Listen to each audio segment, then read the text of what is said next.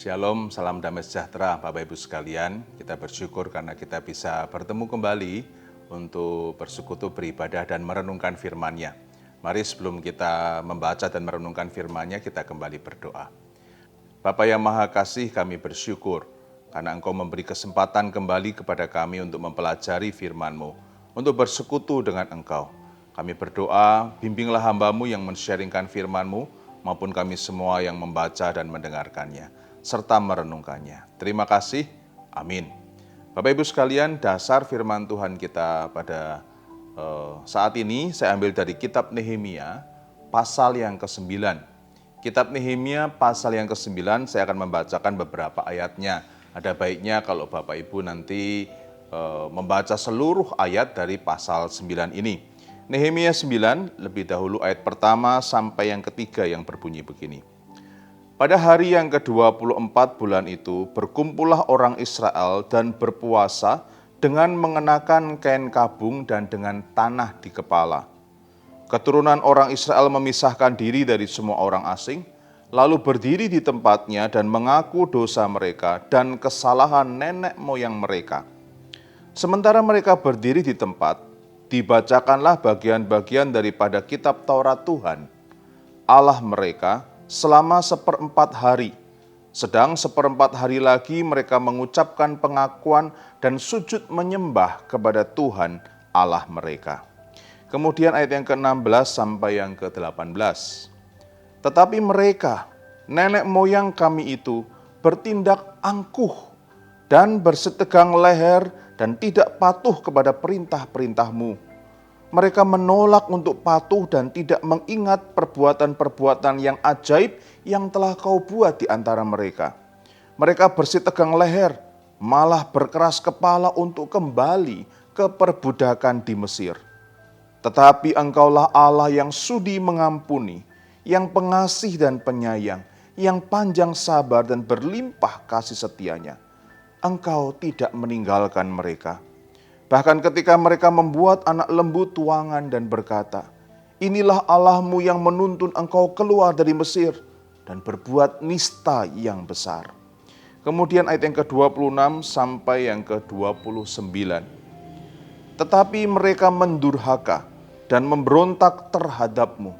Mereka membelakangi hukum-Mu dan membunuh nabi-nabi-Mu yang memperingatkan mereka dengan maksud membuat mereka berbalik kepadamu. Mereka berbuat nista yang besar. Lalu Engkau menyerahkan mereka ke tangan lawan-lawan mereka yang menyesakkan mereka. Dan pada waktu kesusahan mereka berteriak kepadamu. Lalu Engkau mendengar dari langit dan karena kasih sayang-Mu yang besar, Kau berikan kepada mereka orang-orang yang menyelamatkan mereka dari tangan lawan mereka. Tetapi begitu mereka mendapat keamanan, kembali mereka berbuat jahat di hadapan-Mu. Dan Engkau menyerahkan mereka ke tangan musuh-musuh mereka yang menguasai mereka. Kembali mereka berteriak kepadamu. Dan Engkau mendengar dari langit, lalu menolong mereka berulang kali karena kasih sayang-Mu. Engkau memperingatkan mereka dengan maksud membuat mereka berbalik kepada hukum-Mu. Tetapi mereka bertindak angkuh. Mereka tidak patuh kepada perintah-perintah-Mu. Dan mereka berdosa terhadap peraturan-peraturan-Mu. Yang justru memberi hidup kepada orang yang melakukannya. Mereka melintangkan bahu untuk melawan. Mereka bersitegang leher dan tidak mau dengar. Kemudian ayat 33 sampai yang ke-37. Tetapi Engkaulah yang benar dalam segala hal yang menimpa kami, karena Engkau berlaku setia dan kamilah berbuat fasik. Juga raja-raja kami, pemimpin-pemimpin kami, imam-imam kami, dan nenek moyang kami tidak melakukan hukum-Mu. Mereka tidak memperhatikan perintah-perintah-Mu dan peringatan-peringatan-Mu yang Kau berikan kepada mereka. Dalam kedudukan sebagai raja, mereka tidak mau beribadah kepadamu, walaupun Engkau telah mengaruniakan kepada mereka banyak kebaikan dan telah menyediakan bagi mereka tanah yang luas dan subur. Mereka tidak berbalik dari perbuatan-perbuatan mereka yang jahat. Lihatlah, sekarang ini kami adalah budak. Ya, di tanah yang Kau berikan kepada nenek moyang kami untuk mengecap hasilnya, dan segala kekayaannya kami ini adalah budak. Tanah itu menghasilkan banyak bagi raja-raja yang telah kau tetapkan atas kami karena dosa-dosa kami. Mereka itu memerintah sekehendak hati atas diri kami dan ternak kami, sehingga kami dalam kesesakan besar. Sampai sedemikian jauh pembacaan firman Tuhan.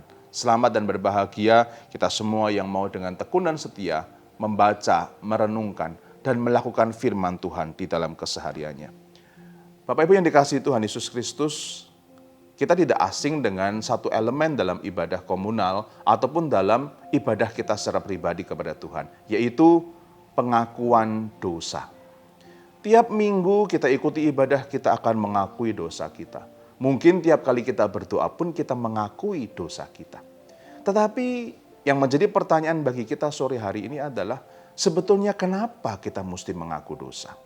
Apakah ada masalah kalau seandainya kita tidak mengaku dosa? Bukankah kita adalah orang-orang yang berdosa tapi kemudian ditebus oleh Tuhan Yesus dan kita dijadikan anak-anak Allah? Kenapa kita mesti masih mengaku dosa kita? Bukankah tidak menjadi masalah sebagai anak Allah yang sudah ditebus dan pasti diselamatkan, kita tidak perlu lagi mengakui dosa-dosa kita? Atau kalaupun kita mengaku dosa kita, kita perlu mengevaluasi diri kita.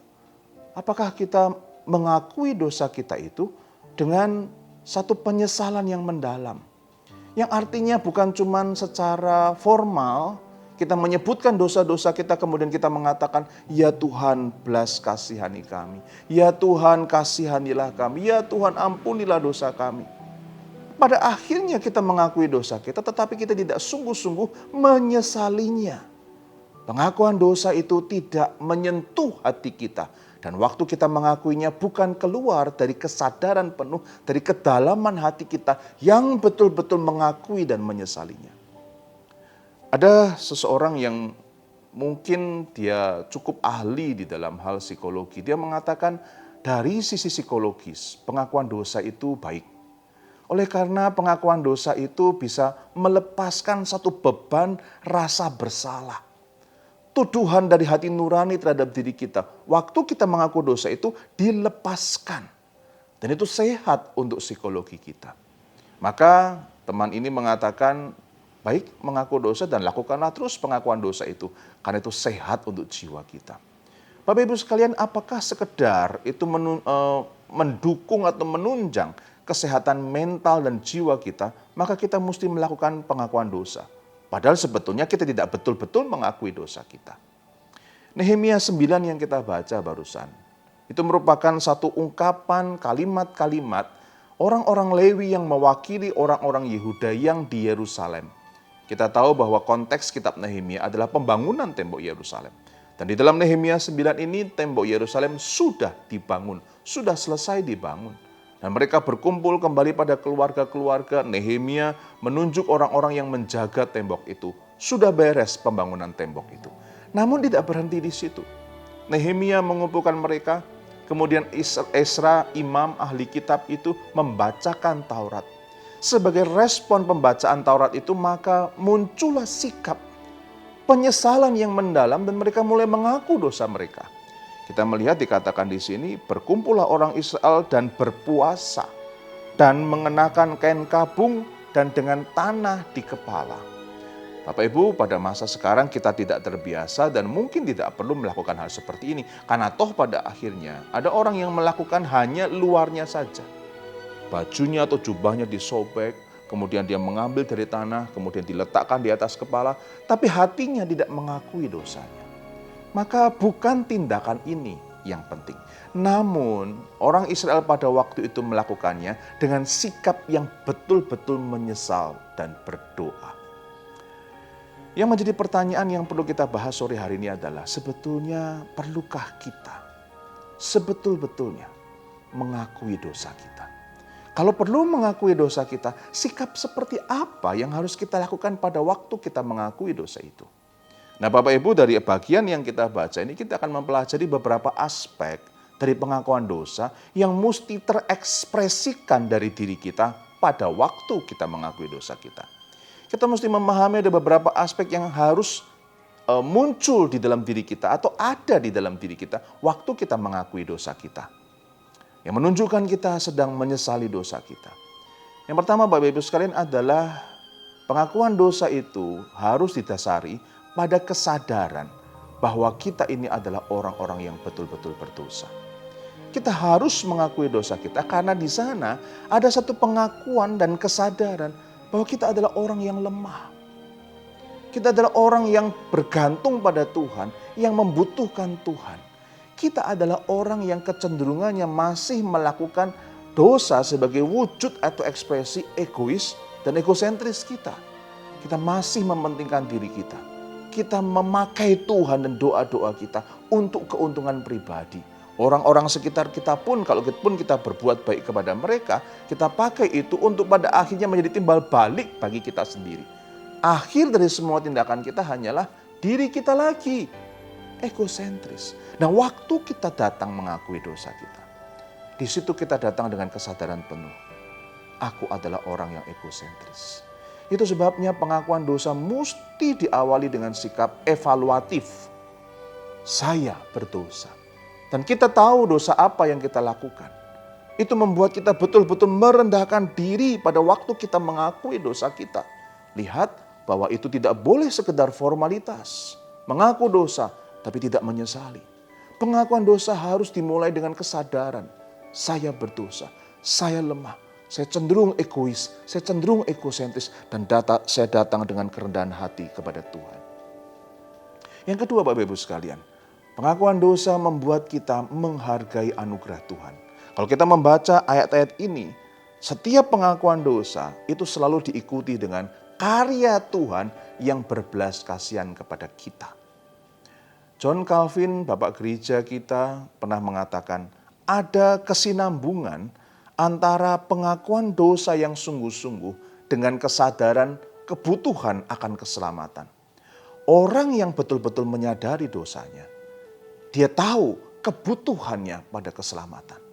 Seorang yang semakin dalam dan semakin jelas memahami dosanya, dia akan makin menundukkan diri dan mengakui, saya sungguh membutuhkan juru selamat.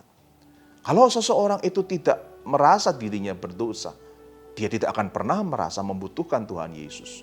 Keselamatan Tuhan Yesus di kayu salib hanyalah demonstrasi kasih dari seorang kepada kita, tapi tidak menyelamatkan. Tetapi kalau kita datang dengan menyadari saya ini tenggelam, saya ini di dalam lumpur dosa, saya ini sulit sekali bangkit, jatuh lagi dan jatuh lagi. Di situ kita datang dengan satu kebutuhan yang jelas. Kebutuhan yang kuat. Saya membutuhkan belas kasihan Tuhan. Nah, itu terwujud di dalam kalimat-kalimat Nehemia 9 ini. Orang Israel mengakui dosanya, mengakui dosa nenek moyangnya. Dan selalu mereka mengatakan, Engkaulah Allah yang menyayangi kami. Engkaulah Allah yang setia pada perjanjianmu dengan kami. Ada satu iman yang membuat dia bergantung pada belas kasihan dari Tuhan. Yang ketiga Bapak Ibu sekalian, seorang yang mengakui dosa bukan cuma menyadari kebutuhan tentang Tuhan. Tapi dia juga menyadari bahwa tiap hari dia harus bergumul melawan dosa. Pengakuan dosa bukan permisif sifatnya. Izin atau diperkenan, saya berdosa lagi. Tidak. Tiap kali kita mengakui dosa kita dan menyadari kebutuhan kita pada belas kasihan Tuhan, membuat kita sadar kita ini bukan siapa-siapa. Kita datang dengan merendahkan diri, tetapi kemudian diikuti dengan satu perjuangan. Saya mesti berjuang melawan dosa. Saya membutuhkan belas kasihan dari Tuhan, bukan cuma mengampuni dosa saya, tetapi untuk bergumul dan berjuang melawan sifat-sifat dosa saya. Kita membutuhkan Tuhan, bukan cuma satu kali, tapi seumur hidup kita. Itu sebabnya orang yang mengakui dosa akan secara serius beribadah sampai akhir. Sebab dia sadar dia butuh firman Tuhan yang menolong dia untuk berjuang melawan dosa. Dia sadar pujian itu menggelorakan hatinya, menggelorakan pikirannya untuk ada pada track jalur yang benar, yaitu saya anak Tuhan yang mesti memuliakan Tuhan. Dan pengakuan dosa membuat kita menyadari saya lemah, tetapi Tuhan berikan belas kasihan kepada saya untuk berjuang terus melawan dosa. Ada satu keseriusan memandang diri harus dikelola. harus diatur, di-manage untuk hidup sebagai anak Tuhan dan memuliakan Tuhan. Yang terakhir Bapak Ibu sekalian, pengakuan dosa akan membuat kita menyadari bahwa kita tidak mungkin hidup untuk diri kita sendiri. Kita ada, kita berdosa, kita membutuhkan belas kasihan Tuhan. Kita berjuang melawan dosa dengan pertolongan dari Tuhan. Untuk apa? Untuk memuliakan Tuhan. Untuk hidup setia sebagai umat Tuhan. Berkali-kali Nehemia pasal 9 bicara mengenai Allah yang setia pada perjanjiannya. Kamilah yang tidak setia. Allah yang berbelas kasihan kepada kami, kamilah yang fasik. Allah yang memberitakan firman Tuhan, menyampaikan kehendaknya, firman-Nya untuk kami demi kebaikan kami. Tetapi kami memberontak kepada Tuhan sampai akhirnya di tanah Kanaan yang merupakan berkat Tuhan kepada kami cuma sekedar budak. Satu kesadaran, saya mesti mengaku dosa, saya mesti memohon belas kasihan Tuhan, saya mesti berjuang melawan dosa itu supaya saya memuliakan Tuhan. Supaya saya punya kerinduan untuk menyenangkan Tuhan. Supaya saya punya sukacita dan damai untuk dekat dengan Tuhan. Bukan sekedar mengakui dosa kita. Orang-orang Israel dipimpin oleh orang-orang Lewi pada waktu itu di dalam Nehemia 9. Mereka punya kerinduan menikmati Tuhan. Menikmati berkat-berkat Tuhan di tanah Kanaan yang merupakan berkat Tuhan. Sebab oleh karena dosa itulah Tuhan memberikan berkat tanah, memberikan berkat dirinya sendiri. Tapi mereka orang Israel tidak bisa menikmatinya. Mereka menjadi budak di tanah di mana Tuhan memberkati mereka. Itu bisa terjadi pada kita Bapak Ibu sekalian. Tuhan memberkati dengan uang, dengan kesehatan, dengan kekuatan. Tetapi kita tidak sungguh-sungguh melihat itu sebagai berkat Tuhan. Kita tidak memakainya sebagai sarana untuk kita berelasi dengan Tuhan dan memuliakan Tuhan. Kita tidak menikmati semuanya itu. Kita terus-menerus mengeluh. Kita terus-menerus bersungut-sungut kepada Tuhan. Dan kita tidak menikmatinya. Itu sebabnya perlulah kita mengakui dosa kita dengan sungguh-sungguh. Sadar apa dosa kita. Sadar kelemahan kita. Sadar kita membutuhkan belas kasihan dan pertolongan dari Tuhan. Sadar bahwa kita mesti berjuang melawan dosa itu di dalam diri kita. Dan bagaimana kita bisa menikmati hidup kita di dalam koridor, di dalam arah yang memuliakan nama Tuhan. Itu sebabnya mari, tiap kali kita mengakui dosa kita, kita mengakuinya dengan sungguh-sungguh. Supaya nikmat berkat dari Tuhan dan kehadiran Tuhan dalam hidup kita bisa sungguh-sungguh memberikan sukacita di dalam diri kita. Amin. Mari kita berdoa Bapak Ibu sekalian. Bapa yang Maha Kasih, kami rindu sekali. Kami belajar mengakui dosa kami dengan benar. Mengakui dosa kami dengan sikap yang berkenan kepada Tuhan. Yaitu kami sadar kami lemah. Kami sadar kami butuh Engkau. Kami perlu iman untuk datang dan memohon belas kasihan-Mu.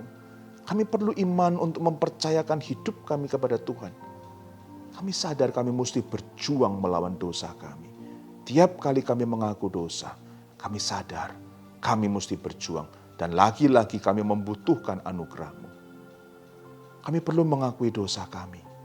Supaya dosa itu tidak menjadi batu sandungan atau ganjalan. Sehingga membuat kami tidak bisa menikmati kehadiran-Mu, karya-Mu, firman-Mu, berkat-Mu di dalam hidup kami. Tuhan, ajarlah kami. Tiap kali kami mengakui dosa, ada aspek-aspek ini yang membuat pengakuan dosa kami menjadi hidup benar dan akhirnya menjadi berkat untuk kami. Terima kasih Bapa, kami berdoa di dalam nama Tuhan Yesus Kristus. Amin. Tuhan memberkati kita sekalian.